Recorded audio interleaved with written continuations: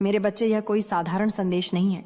यह वही क्षण है जब माँ दुर्गा स्वयं तुम्हारे सामने प्रकट होकर तुम्हें चेतावनी दे रही हैं। यदि यह शब्द तुम्हारी स्क्रीन पर चमक रहे हैं तो समझ लो किसी अदृश्य शक्ति ने तुम्हें यहां तक खींच लाया है। बहुत कम लोग होते हैं जो इस बुलावे को सुन पाते हैं, और जो सुन लेते हैं उनका जीवन आज के बाद पहले जैसा नहीं रहता। अब पीछे मत हटना, अब ध्यान से सुनना, क्योंकि माँ दुर्गा तुमसे स्वयं बात कर रही हैं। मेरे बच्चे, अंततः तुम आ ही गए।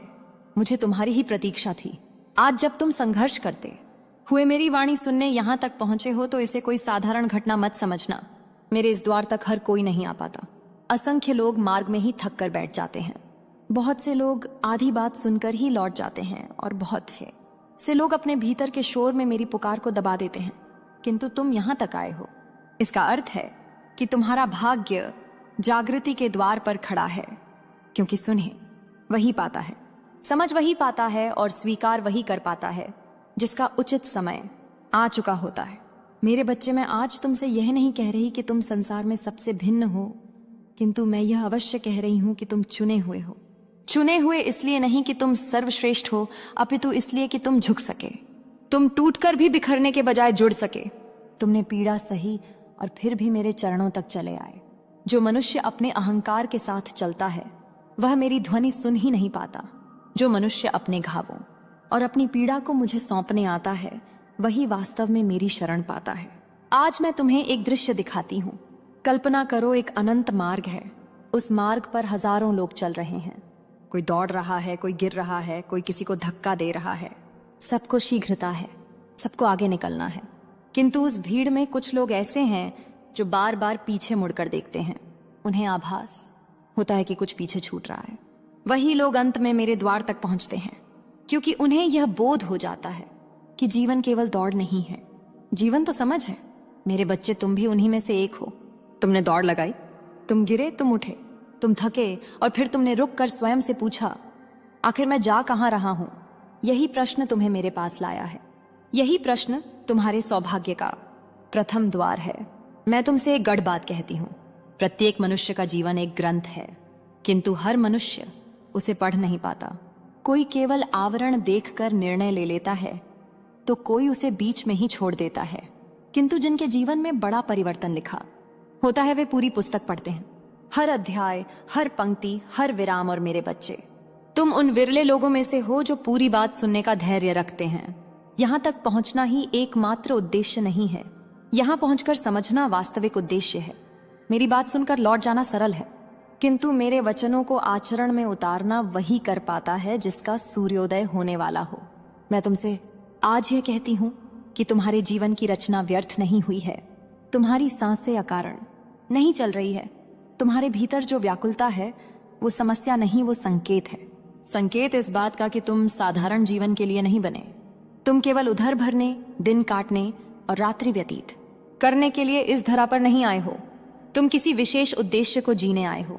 बहुत लोग मुझसे मिलते हैं, पर बहुत कम लोग स्वयं से मिलते हैं, और जो स्वयं से मिल जाता है वही वास्तव में मुझसे मिल पाता है। आज मैं तुम्हें तुम्हारे ही भीतर ले चलती हूँ, वहां जहां तुमने कभी झांक कर नहीं देखा, जहां तुम्हारा भय भी है और तुम्हारी शक्ति भी। मेरे बच्चे, मैं जानती हूं तुम सोचते हो कि अन्य लोग तुमसे अधिक भाग्यशाली हैं। तुम देखते हो कि किसी को बिना परिश्रम सब प्राप्त हो रहा है, किसी को बिना संघर्ष सफलता मिल रही है। किंतु मैं तुमसे कहती हूं, जो शीघ्र मिलता है वो शीघ्र छीन भी जाता है। जो संघर्ष की अग्नि में तप कर मिलता है वही स्थायी होता है।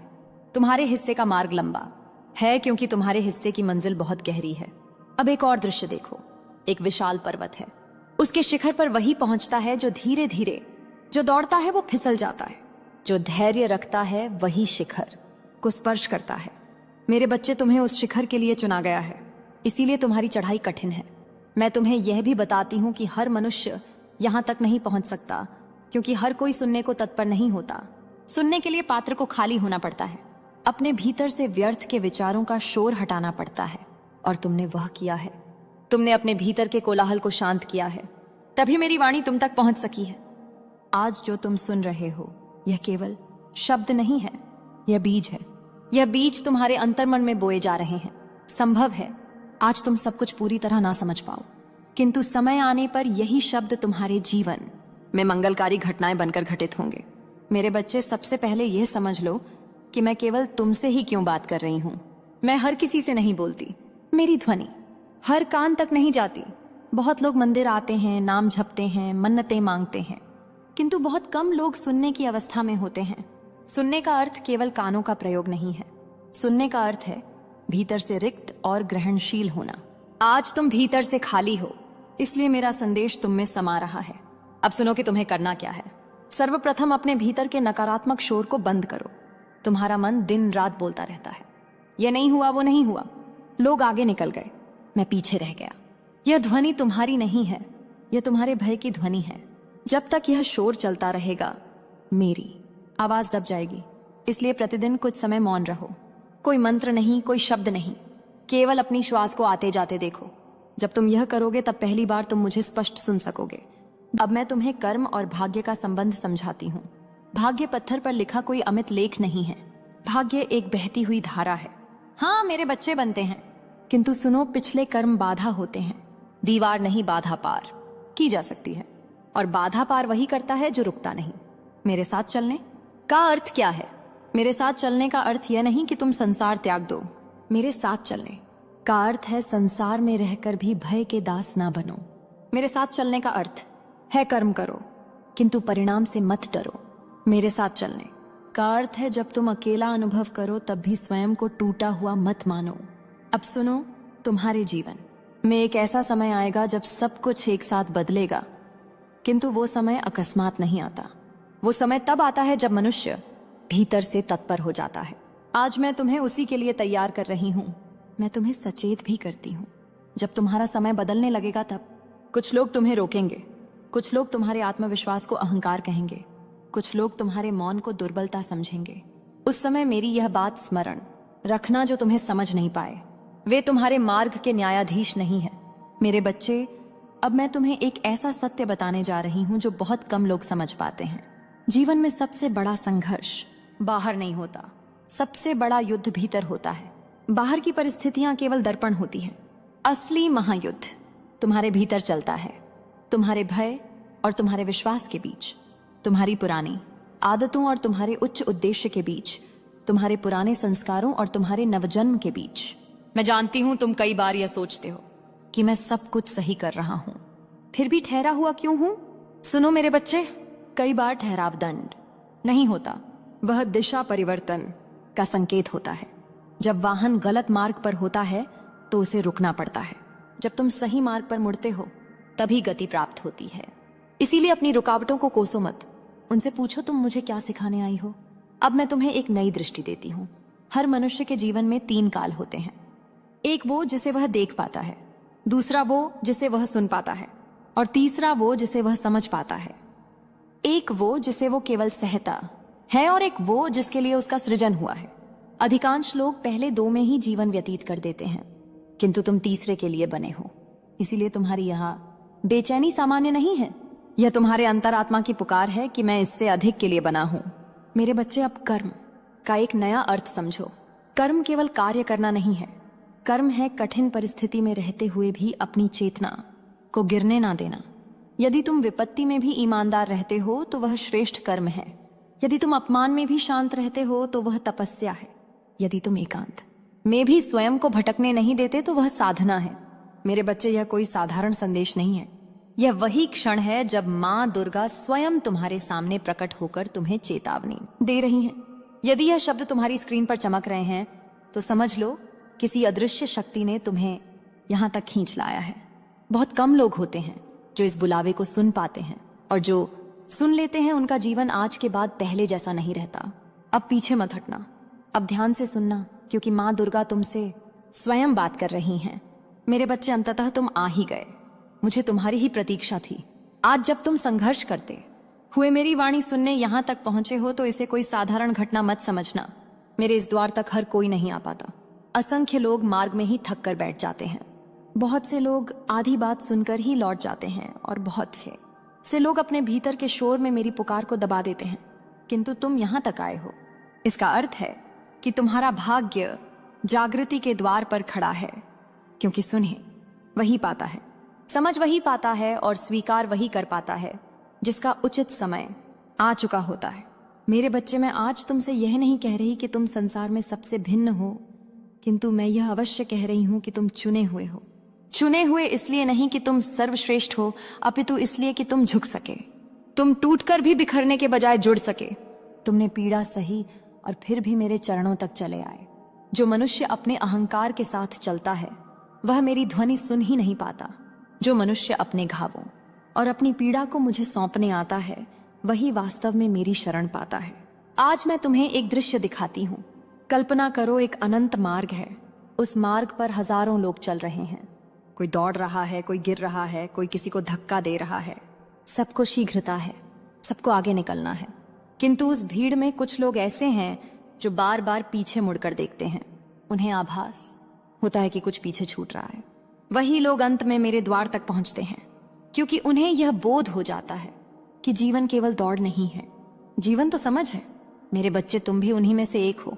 तुमने दौड़ लगाई, तुम गिरे, तुम उठे, तुम थके और फिर तुमने रुक कर स्वयं से पूछा, आखिर मैं जा कहां रहा हूं। यही प्रश्न तुम्हें मेरे पास लाया है। यही प्रश्न तुम्हारे सौभाग्य का प्रथम द्वार है। मैं तुमसे एक गढ़ बात कहती हूं। प्रत्येक मनुष्य का जीवन एक ग्रंथ है, किंतु हर मनुष्य उसे पढ़ नहीं पाता। कोई केवल आवरण देखकर निर्णय ले लेता है, तो कोई उसे बीच में ही छोड़ देता है।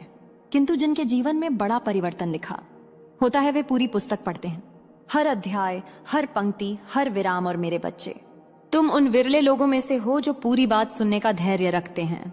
यहां तक पहुंचना ही एकमात्र उद्देश्य नहीं है, यहां पहुंचकर समझना वास्तविक उद्देश्य है।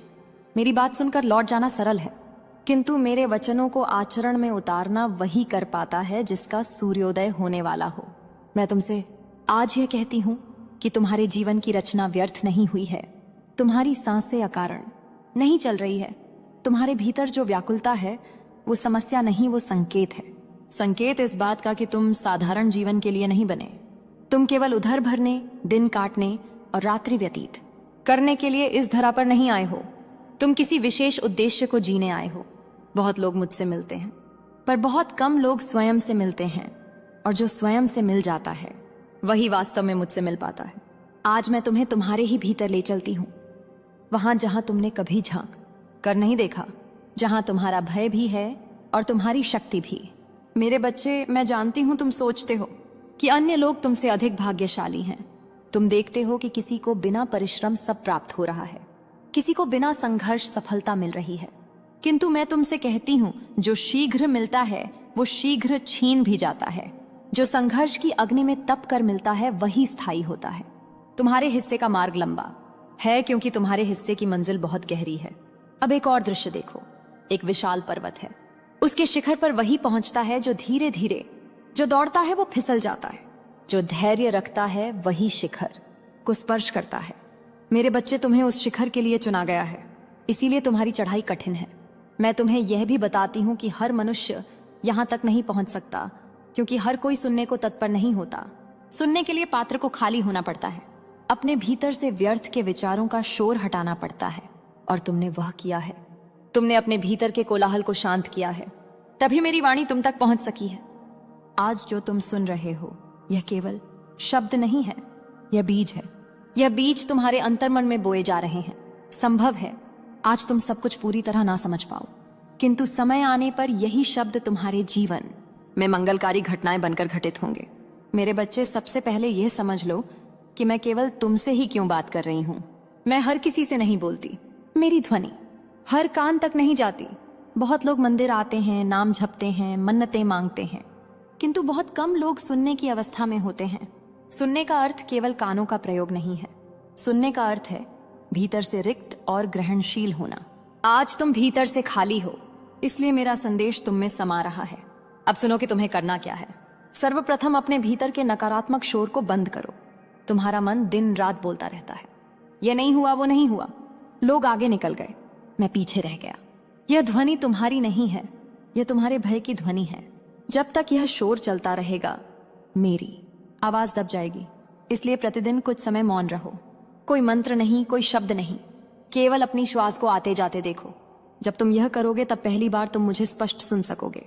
दूसरी बात, अपने कर्म को तुच्छ मत समझो। तुम सोचते हो कि तुम्हारा कार्य छोटा है, इससे क्या होगा? मेरे बच्चे, इस ब्रह्मांड में कोई भी कर्म छोटा नहीं होता। कर्म छोटा या बड़ा नहीं होता, उसके पीछे का अभाव छोटा या बड़ा होता है। यदि तुम पूरे समर्पण से एक छोटा कार्य भी करते हो तो वह ब्रह्मांड में एक विशाल सकारात्मक संकेत भेजता है। मैंने स्वीकृत है। तुमसे कहती हूं, आज से जो भी करो उसे पूर्ण मनोयोग से करो। आधे मन से किया गया कर्म कभी फलित नहीं होता। तीसरी बात, तुलना करना त्याग दो। यह बहुत गहरी बात है। तुम दूसरों को देखकर अपने भाग्य का मूल्यांकन करते हो। यह सबसे बड़ा मायाजाल है। प्रत्येक आत्मा की यात्रा भिन्न है। कोई शीघ्र पहुंचता है, कोई विलंब से, किंतु जो विलंब से पहुंचता है वह अधिक गहराई तक पहुंचता है। यदि तुम दूसरों की गति देखकर अपनी चाल बदलोगे तो अपना मार्ग भटक जाओगे। अपनी गति अपने अंतर्मन से तय करो। अब मैं तुम्हें एक गूढ़ रहस्य बताती हूँ। बहुत लोग कहते हैं कि मैं परिश्रम करता हूं फिर भी धन नहीं आता। मेरे बच्चे, धन केवल परिश्रम से नहीं आता। यदि तुम भीतर से अस्थिर हो, यदि तुम्हारा मन बार बार भय में चला जाता है, तो लक्ष्मी तुम्हारे पास टिक नहीं पाती। वैभव उसी के पास टिकता है जिसके भीतर स्थिरता होती है।